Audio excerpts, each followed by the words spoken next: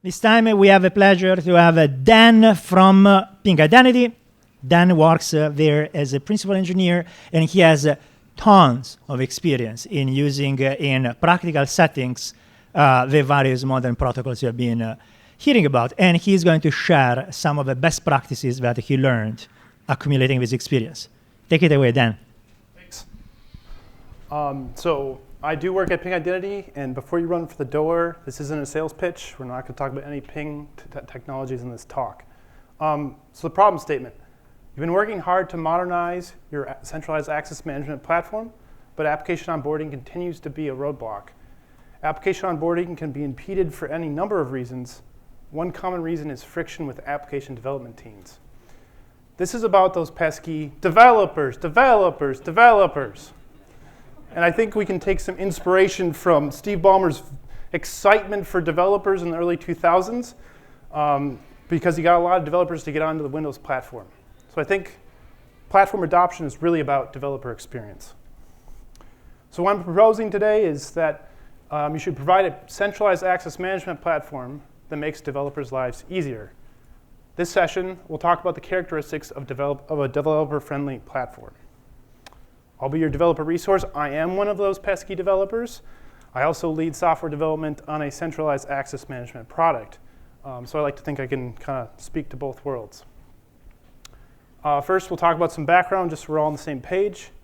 So here's a high-level view of what a centralized access management system will look like.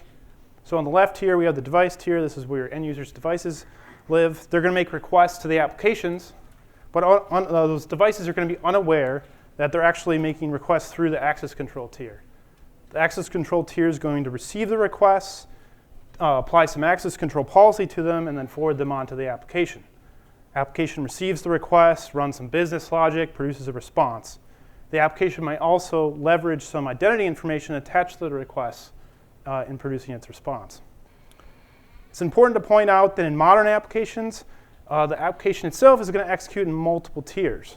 The application tier is obvious, but in recent years, a significant portion of the application's functionality actually lives solely on the end user device. And I think that's relevant here in this discussion because the access management platform needs to take that into account. There's an important variant to this architecture that's been popular with the advent of container platforms. In this, it looks pretty similar to the other one, but what changes is that this central tier that does routing actually becomes more general and is provided by the container platform. It'll still route requests to the applications, but it does have the flexibility to route the request to what's called a sidecar.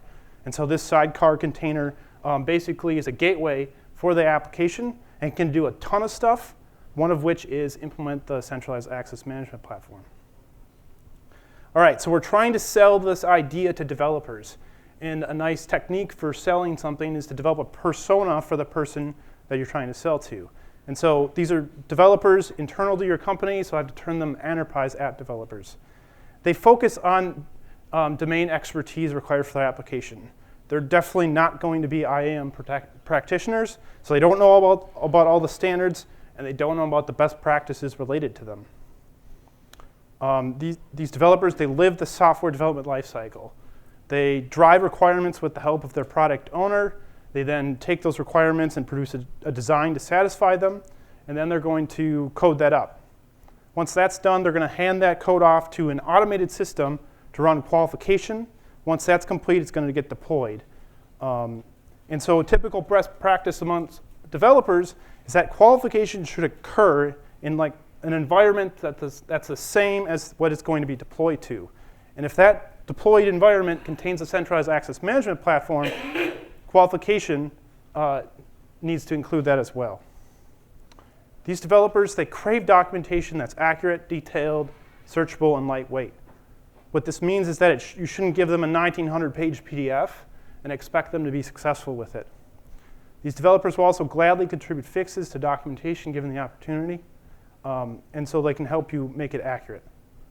Okay, the next part of this talk, I'm going to walk through a mock conversation between a developer working to onboard their application to the access management platform, and then the other side of it will be the architect of the platform, which is you. So the developer strikes up a conversation with you and says, the AM platform is terrible. Do I have to use it? And of course, your response to that is to sigh, because they definitely have to use it, but it might be hard to convince them. So let's unpack what we could do. So why should developers use the access management platform? So it's a common thing amongst developers is to write as little code as possible on their own to implement their application. So we're building, we can build on that. Most developers, as a result, aren't going to go out and implement an operating system to implement their application. Most developers shouldn't roll their own crypto. Some might, and that's really bad. But I think too many developers will think that they're going to roll their own authentication and authorization as part of application development. And I think that that's a bad thing. The access management platform, its goal really is to remove that responsibility from the developer. All right, let's say you've successfully convinced the developer that they have to use it. So they're starting the onboarding process. And they come to you and say the correct implementation of identity protocols is complex and error-prone. I don't want to be the root cause of breach if I don't get the details right. You can be empathetic to that mindset, and you say, agreed, 2 items in the OWASP top 10 are related to the incorrect implementation of authentication and authorization. Let the AM platform handle the tricky details for you. Here's a link to documentation curated by my team that details how to use open source libraries to integrate with the platform. All right, there's a lot going on here. Let's unpack it. First, I mentioned documentation. What does this look like? Well, first, you need to avoid links to RFCs. These documents are incredibly dense, developed over many years. They're intended to be unambiguous, but then they end up being ambiguous. So as a result, they end up not being a good vehicle to explain to a general development audience what they need to do. The documentation should be tailored to your environment. So as the developer's walking through the process, they see exactly what's documented. Similar to this, it should be accurate. It's really frustrating as a developer to go through documentation and have it not be accurate, because you have to then struggle with what's the source of truth, what should be seen. Is it a bug, or is it the documentation that has a bug? I think developers can help you with this accuracy problem if you allow them to submit updates, and it should be through a version control system, because that's a really common experience for developers that are really familiar with that. I also mentioned open source libraries, and as part of preparation for this talk, I went through the exercise of trying to figure out what do these libraries ideally look like. And I took inspiration here from this cryptography engineering book, and it talks about the implementation of crypto systems. And in it, it says you need to eliminate all the options you can, get rid of all those Baroque features that few people use, and security simplicity is king. So I take away 2 requirements from this. First, the libraries need to be opinionated, and they need to be simple. So let's unpack what this could look like given our architecture. We'll start with the back end. So if you recall from a few slides ago, the application isn't doing its own access control in this architecture. It really just needs the identity attributes. As a result, the library has really one thing it needs to do on the back end. Takes in a request, produces an identity. So that can be really simple. That satisfies that requirement. It'd be nice if there's no configuration necessary. Developer takes it off the shelf, uses it. And so they shouldn't have to decide what algorithm to use or point it at some URLs. That should be all packaged into the library for them. Let's move on to the device tier. So first, we'll talk about a browser-based app. The goal of this library would be to transparently obtain tokens and include them in all HTTP requests to a specific domain. Because the browser is kind of the source of the requests, it'd be great if the developer doesn't have to go through the details of including requests, the tokens in the request. It'd be great if this was enabled with a single function call. It's really hard to get something that simple wrong. And I include the HTML5 logo here because you're probably going to have to leverage some new browser APIs to make this work. But once that's set up, the goal of the library would be to provide identity attributes for personalization. OK, let's move to the next kind of device we'll see in the device tier. You'll see a mobile device. And you're going to need a native mobile app library for that. The goals of this are really similar to a browser, but because the environment is less constrained, the library needs to be more flexible. As a result, it needs to provide abstractions to transparently obtain tokens. And these are going to have to probably wrap the library that the developers are using on the device unlike the browser where it's pretty standard. Also on mobile devices, you have tight integration with the operating system APIs, and those can get really complicated. So it'd be great if the libraries handled those details for the developers, and this will allow them to easily implement patterns such as OAuth2's AppAuth. Lastly, it's still a requirement that the library provide identity attributes to the app for personalization. Okay, so I did a probably brief search. Do these libraries exist?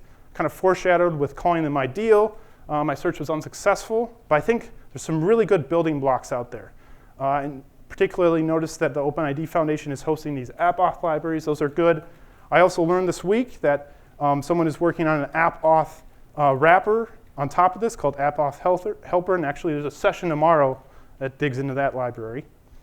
Once we get to the back end, it's more of the wild, wild west. Each app is going to have its web app framework it picked, and so I think the goal would be to develop a library that wraps a middleware piece for the web app framework, and it needs to be tailored to your environment. All right, let's say that these libraries did exist, and the developer used them and got past that stumbling block. Now they're on to the automated testing portion of their process. They say the shiny centralized AM platform gets in the way of my automated testing, I need help. You say, good news, the AM platform scales down, is container friendly, and provides self-service policy configuration. See this documentation for details on automatically deploying the AM platform as part of your continuous integration tests. So let's unpack this. First thing I mentioned is self-service policy configuration. What does this look like? Well, it needs to be plain text configuration files created by the developer and versioned with the application. These files are then input to the deployment process and used to either configure the access management platform, or if you're using the sidecar variant, you would probably just deploy the portion of the access management platform with that. On the right here, I have kind of a made-up JSON document that could show you maybe a flavor of what this looks like, but it's actually a really deep topic, and the session after this dives into it further. I also mentioned containers. So the promise of a containerized world is that developers are using the same tools locally and running with the same environment locally that they're then going to see in production. But the difference between production and a developer's laptop is probably going to be scale. And so really, the goal of everything you're going to deploy locally is it needs to scale down. And so what this means is you need to have a single process mode, low memory requirements, and minimal background CPU usage. And also to enable container deployment, the access management platform needs to support declarative deployment model, and that's just kind of a baseline requirement for deploying with containers. All right, so let's say they got through the automated testing. They're on to the last step here, and that's they're going to try to leverage some functionality provided by the access management platform to implement a requirement. But they say, to meet the UX requirements defined by my product manager, my app needs to control the login experience. I can do that, right? Well, we had that in mind when we created the platform. It supports a number of login patterns out of the box, including API-driven authentication, which is what you're looking for here. Check out the docs. All right, let's look at this. What is API-driven authentication? So the developer is likely implementing a single-page app, and the goal would probably be of the single-page app is to control the whole experience and not interrupt the user interacting with the application with a full-page refresh or the browser kind of jumping between a bunch of stuff. And so the developer is going to want to ensure that the login experience fits that same pattern. And so they're going to push back on anything that requires them to relinquish control of the experience. And so this API-driven authentication pattern has come up recently as a way to kind of get around that. So let's walk through what that looks like. So the single-page application is going to load. It's not going to know who the user is, and it's going to call out to this authentication service to start that process. The authentication service also doesn't know who the user is, so it says start by requesting a username and password. That knows, OK, I can re-render the page, present a simple form to collect the credentials. Those get submitted back to the authentication service. The authentication service validates them and says, OK, next step in the process is request MFA. The app knows, OK, I can render this other form to collect the secret code from a mobile device, and that's going to be submitted back to the authentication service. Let's say that the authentication service is happy at that point, issues tokens. Those tokens can then be used by the app on behalf of the user to access APIs, and then also to do some personalization within the app. OK. So let's say the developer was successful. They're out of your hair. Let's kind of walk back through the conversation and extract some key takeaways. So first, what requirements can we take out of this for your access management platform? The first is that you need to document everything. That's really the key to enabling developers. If you have an AM vendor, make your vendor do the hard work by getting them to document patterns and libraries. Especially getting them to create documentation that's developer focused. If you built your own platform, it's going to be on you to document it. It needs to support modern app deployment. And so what we're talking about here is containers, and then what's driven by that is a self-service policy model. Those two fit together. Lastly, it needs to support a modern app architecture. And this is really about the app running on the device wanting to drive more and more of the experience. All right, so lastly, I kind of alluded to this. There's some challenges for the Identiverse to make this whole experience simpler. First, there's these open source libraries. I think we need to make open source libraries that make application onboarding dead simple and like really simple. It's super hard to get wrong. I think there's some promising stuff going on that's working towards this, but it's not there yet. I think the solutions we develop, they need to coexist with modern application deployment practices. We want developers to come to our solutions and be excited by what they see, not that kind of disappointed that what they have to integrate with is 10 years behind. Lastly, it'd be great to someday see an ecosystem where most developers don't feel the need to roll their own authentication and authorization. Well, thanks for listening. That's all I have. Any questions?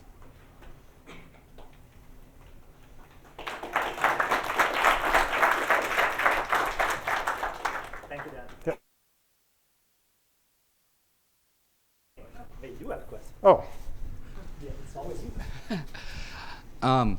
So with the auth and with coarse-grained authorization, protocols like OpenID Connect and OAuth are obviously the way to go and like what you should recommend to everyone at this point. But do you have any recommendations or paths forward for finer-grained authorization? So like what to use? Or like what to use, protocols, concepts, direction? Yeah, I think it's not as well defined there. It sounds like there's some stuff in the works, but in terms of protocols, I'm not super familiar with anything that fits that well. I know there's XACML, but that's kind of crazy. And, and you got like UMA that's really new and not really well adopted and stuff. Yeah, I don't think there's anything as standardized in that space. Okay.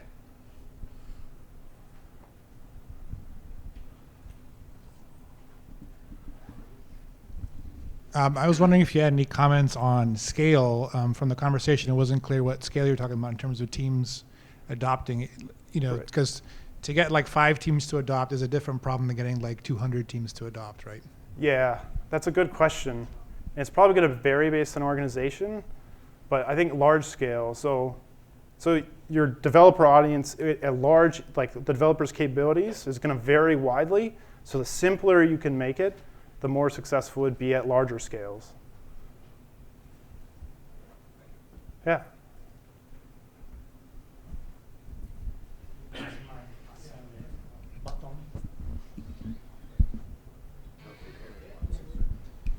So it looked on one of the slides like you were suggesting having small deployable containers that did the access management for their development environments. Right. What if their development library or environment is their laptop? Right. And it's all running on localhost. Right. So, I mean, laptops tend to be more beefy. I mean, I certainly have a ridiculous machine locally for some reason. But I think the goal would be to make it so that it scales down, right? So it's not a big onus to run it locally. Does that answer your question? More or less, yeah. OK.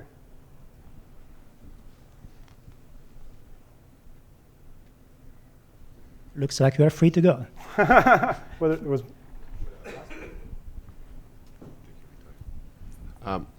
what you presented is more for implementing an access management platform for my services to my users. right. I'm developing solutions that I sell to customers to install on their premises. So when you said providing no options to the developers so that they don't have any choice to make, sometimes they might, like having a LDAP way to validate the credentials or a SAML way on an OIDC way to match the customer maturity state. So do you think that this is a good providing option in this case can be a good option, or do you stay by your statement that not providing option and just only one pass is better in this case? If you can limit the options, you should. But I can understand if you're providing a solution for other people, you might not be able to constrain it. It's kind of, this idea is more targeted at like, you're providing an access management platform for internal developers, and kind of like, we can standardize on everything doing this way, and as a result, we can eliminate a bunch of choice. Yeah. Thanks for the presentation, very near and dear topic to my heart. With your API-based integration pattern, is your assumption here that you're not trying to make SSO work across a bunch of clients integrated with it? That's a very good question. So there's a variant on that. If the authentication service already had a session established, and there's a lot of details to that, the authentication service could immediately issue tokens, right? So then you sort of get SSO, but it's like the first touch app that would usually redirect to establish a session might have the opportunity to not have to do that, right? Somehow work to establish that session for the authentication service, but not have to bump the user out of the app they initially went to.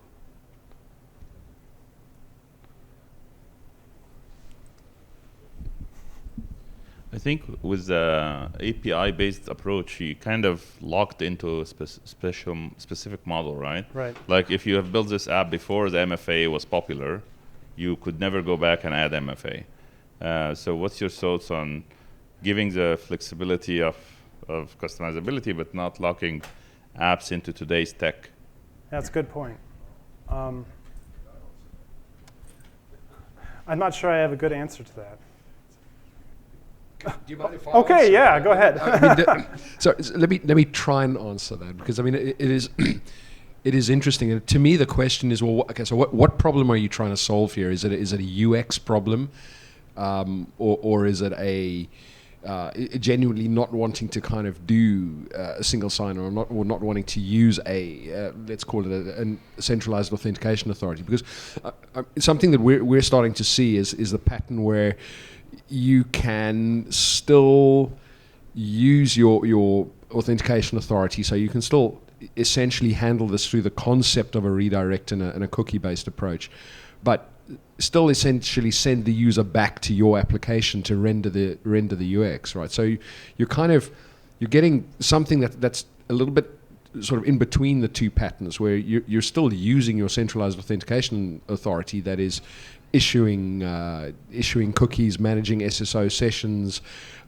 doing things like handling multi-factor authentication, enforcing policies, all of those good things that you want it to do, but just with the difference that it's not necessarily rendering its own, let's say, shared UX. It's rather allowing your app to apply its own styling to that flow. Does that kind of make sense? It makes sense. Yeah. I still think you're kind of cornering yourself. Having to take it to the app rather than it's yeah. have the customization. Yeah. And now you have to summarize everything you said for recording. What? I thought I was using the microphone, so it was fine. But oh, he's got us. Oh, all right. Sorry. Well, let me give you the mic back. We need more mics. We should mic everyone. No, I get where you're heading. You want to give the flexibility. It's just, it seems that the separation of concern is like, okay, even if I want to customize the UX, having this as a feature of the IDP rather than baked into the app is kind of could be an option as well that might kind of give you ability to innovate without having to go back and rebuild these apps. But just my thought. So I guess it depends on how you structure this API. There's some sort of tricks or patterns you can follow where it's not, the app can kind of be like, go to this URL, go to that URL, or like, it's kind of general. Depends on how you structure it. Okay, we still have time for one question. No one cares. So now truly you have your time back. Thank you, Dan. Thank you.